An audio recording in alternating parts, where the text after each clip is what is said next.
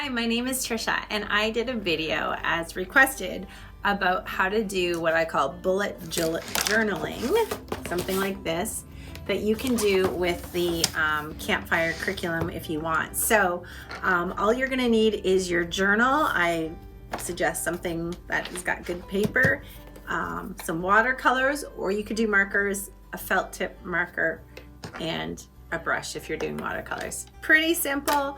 It's just a quick video just to show you how we do it. Of course, there's lots of ways you could create a journal, but this has been working for us. So I hope you enjoy it. Okay, so I'm just gonna show you really quickly how to do a journal to go along with the campfire curriculum that I'm using. I'm using the Mysteries Histories one. So I do the core connections as well, and I do obviously the main lesson too. So this is my daughter's. She's 11 years old. We just got a simple journal from our dollar store. We're in Canada, so we just went to Dollarama.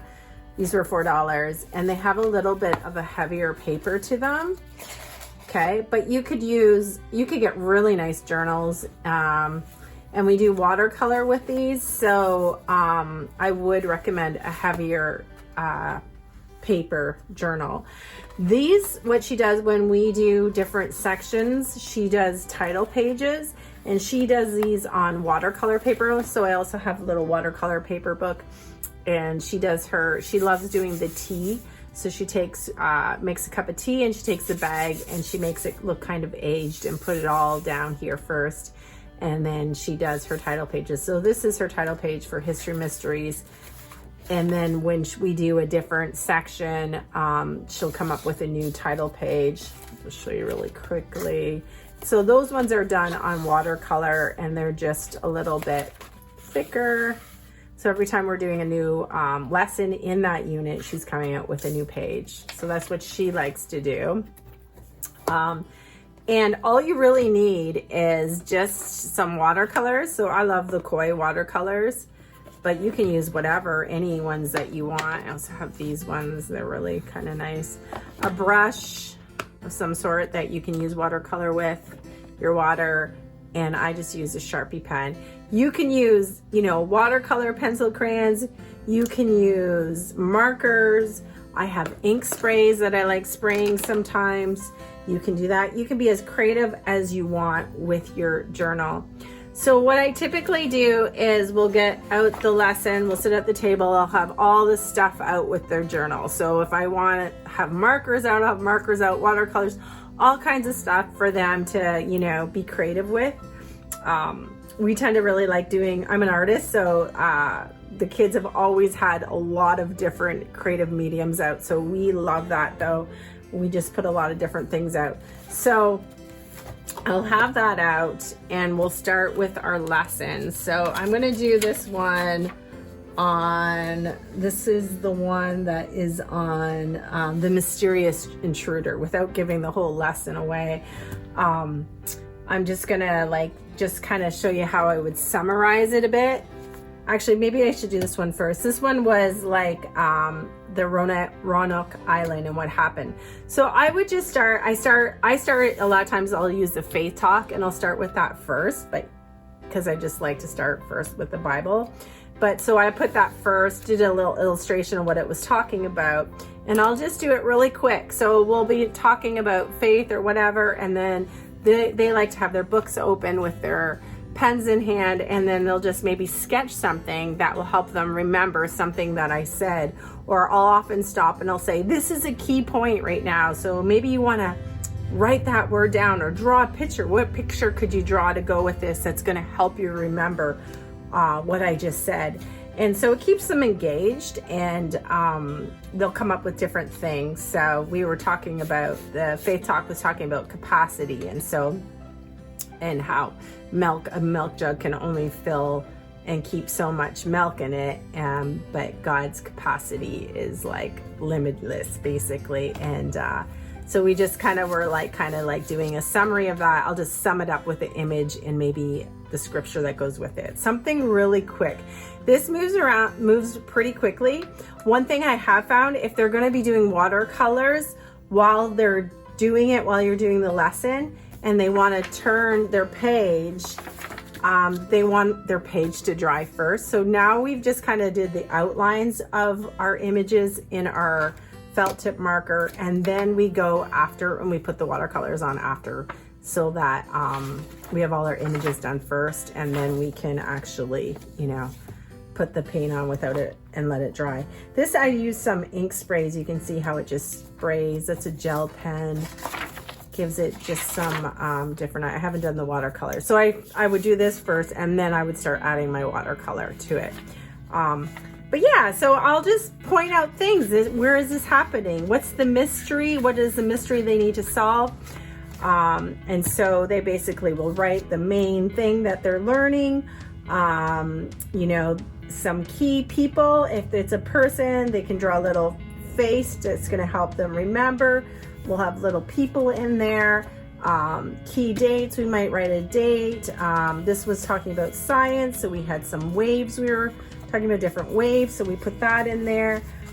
Things that if they were to look back at their journal, they could tell me the lesson just by quickly going through what they drew and what they wrote. So it's not really in depth, it's just highlighting key parts of what the lesson is about. Yeah, here's an ink spray. So these are just alcohol sprays there. Just show you, I'll spray one here. They're just kind of messy, and then I would just use my brush, and you could just even do that with it and kind of blend it, or you could just leave it as spritzes. I find these are great, these Sharpie pens, because they don't bleed when I put water on them. There are some markers obviously that would bleed, so you have to kind of find what would bleed and what doesn't. Maybe that sometimes is just like by trying different things. So yeah, that's pretty much it. We just been having fun with it. You know, I just, like I said, pull out things and I make the illustrations kind of fun, so that they're not like just having to draw something exactly, or, you know, really striving to make something look really amazing. They're just simple, fun things that are going to help you remember to be able to tell the lesson. And I love the mysteries of histories, because there's just so many great pictures that the kids can come up with as you're telling it. And it's really, there's these stories involved in it. So we'll maybe draw a bit of the story. How would the people look, and but I don't go in detail. So these are like stick men just looking frantic, or, you know, their hair is flying all over. So just different things like that. You can put fun little captions in there. You know, this was a different story, a secret box locked, and draw a lock in a box, and just really simple, so that when I go back to these, I'm like, oh, I could tell the story. I know exactly what this is all about, why I drew the mushroom, why I drew an arrow going with oops, wrong person in there. And so I could tell the whole story just from looking back at what I've done. So that's basically it. So let me just quickly do a quick little recap of one. Okay, so I'm just gonna take some of these that I've already done. So typically I just did this all on one page because I did it really fast, but I would start a new page for the new mystery. So this one's gonna take place in Russia, so I would maybe just get them to write the word Russia, maybe just draw a little globe, kind of showing that, you know, where in the world this is.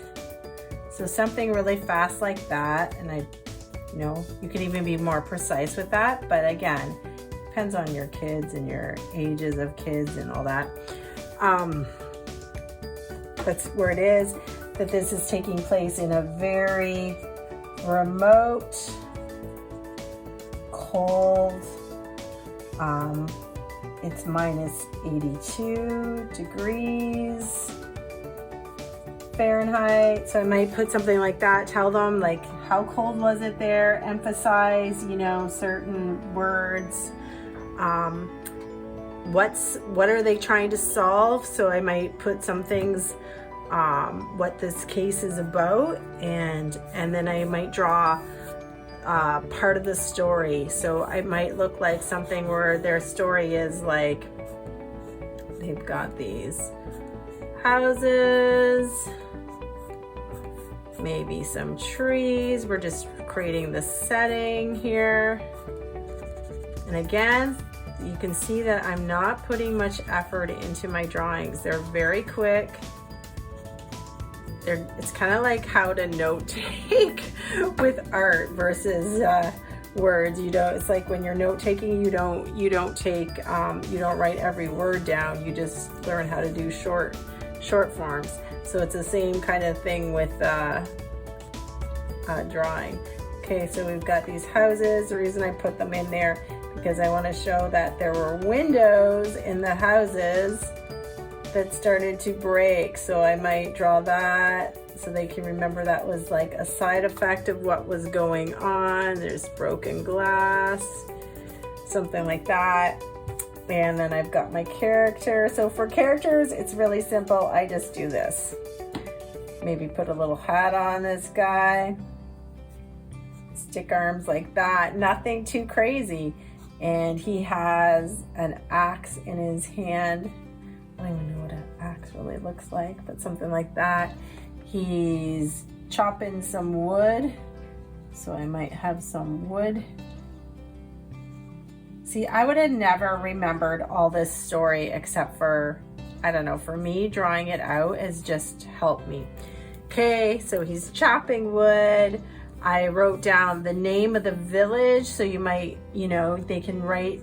The nice thing is they can use whatever font, however they want to write it. It doesn't have to be in order in a certain way.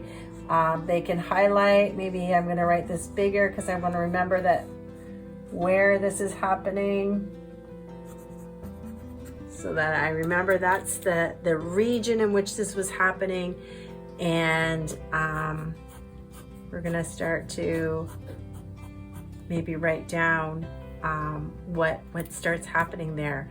And so he's there, and then above the sky there's this massive glow. So it's like there's like this sunshine that just starts coming down on him, and it becomes very, very hot. Put some fire in there. And so I'm not going to give away everything that starts happening, but that I would remember a lot of what's going on in the story just from this illustration. I might draw some more people. They start to panic. So they would, maybe their hair's standing up, their arms are up, like, oh no, what is going on? And so I just make it fun instead of just like, I don't know, I just make it fun. I love the way they write with Campfire. I think it's great. I think they give you really good material, and then just to add some colors. So I might just, okay, so this is a globe. So I might, and again, I'm not painting in the lines. This is very quick. That's blue there. Let's say one of the houses is blue. Put a little blue, a little bit of blue in the sky. It's very sketchy. It's not anything, I leave lots of space with it. The sun, showing that there's some heat. I'll put a little yellow. I'm not filling in all this.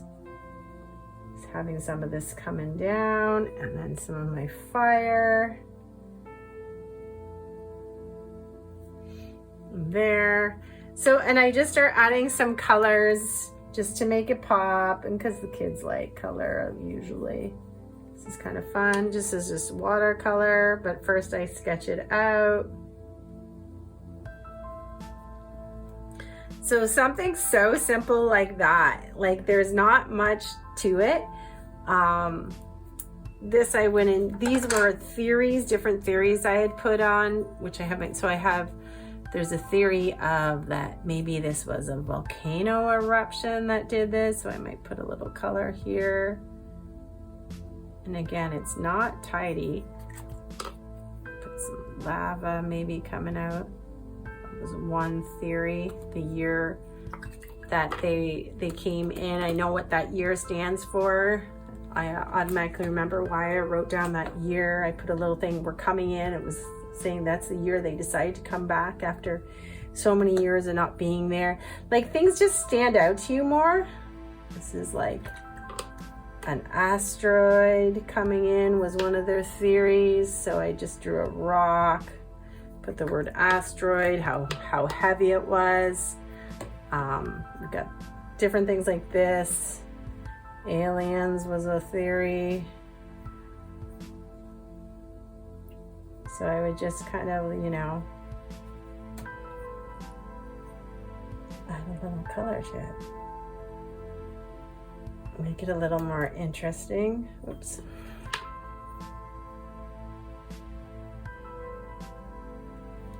And the page just comes a lot more alive when you add some color. You can see the difference already.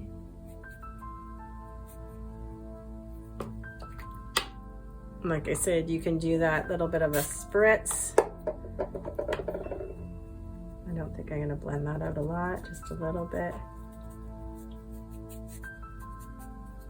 Showing that it's hot. Might drop some yellow in there just to give it a little bit of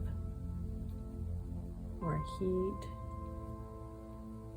This is an asteroid coming, flaming in. It came over the land. So really fast as we're doing it, and I'll help them along a little. I'll be like, okay, this is a key point. I think you guys need to make note of this. You know, and when they repeat it, they remember it too. So the key things I'll help them with a bit. Just saying this should be recorded.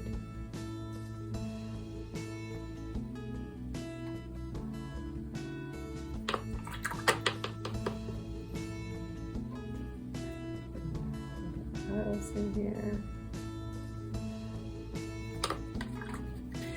And that's something like a page would look like. So again, I don't typically remember the stories very well, but when I write them down and when I make pictures, I can remember all the stories I've learned so far, which for me is pretty amazing because I've never really been what you'd call a studious kind of person, or one that really, like, I don't know, retains a lot of information. But I think it's just maybe a learning style for me, because when I do stuff like this, I remember, and I'm finding the same thing for my kids. They are remembering, because at night we'll go through the story maybe at the dinner table with my husband, and they'll be able to tell what the history mystery was. It's like they'll be able to do it. And then sometimes what I do with this too, which is really fun, is like for this one, I was like, okay, what theory do you think is the most likely? So they'll pick a theory, and then I'll say, okay, what can you do to research that theory to see what more can you find out about that theory? And it was really interesting. So they did that. They each had different theories that they liked. And my daughter, she came back because she had this one theory. And after she came back with the theory, and after she researched it, she was like, you know what? I don't think that's the theory. I don't think that's really what happened, because when I researched about that really happening, I found out that this had to happen, and this, or it'd have this side effect. And she's like, it didn't have that. So they actually kind of discovered themselves, like, yeah, I don't think that's actually right, or that doesn't make sense to me, or they might come back saying, oh yeah, I actually think that does line up, that theory. I mean, they don't really know. You're not going to really know, but the whole point is just to get them thinking. And in the meantime, they're doing a little research, which is awesome. So I've really been having fun with this one. So I'm new to Campfire curriculum and trying it, and I really like what they're doing. So I hope this helps you. Everyone's is going to be so different. Don't get caught up in the pictures looking really super great or anything like that, and find a fun way that you can tell back what they're learning, what the lesson is, so that it's going to stick in their heads and they're going to remember it, whether it's using big bold letters of words or pictures, but just keep it simple and it will stick with their minds. Anyways, I hope that helps you.